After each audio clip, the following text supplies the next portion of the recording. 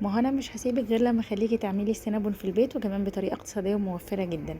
انا عندي كيلو من الدقيق، عليه نص كوبايه من السكر، وسنه ملح. وعندي اللبن بتاعي حطيت عليه الخميره، وتمن معالق صغيرين من السمنه، واربع بيضات. وهبتدي بقى اضيف اللبن اللي انا كنت مجهزاه بالخميره، ولو احتجت ميه بضيف ميه تاني للعجن. وهنا بعد ما عجنت بقى وخدت وقتي في العجن واسيب العجين يخمر، كنت بحضر بقى الحاجات اللي انا هستعملها. ده سكر بودرة على كاكاو على قرفة. والتاني ده عبارة عن زبدة سايحة، انا كان عندي زبدة بيضة اللي هي الفلاحي بتاعتنا.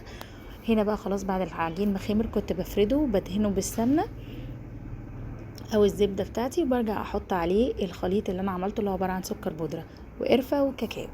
هقفله كويس وبقطعه بخيط مش بسكينة، عشان السكينة مش هتظبط معاكي الشكل اللي بيطلع خالص. فبلاش السكينة، يعني خليكي في الخيط اللي هو انسب واسلم طريقة. وهنا بقى كنت بحطه، وفي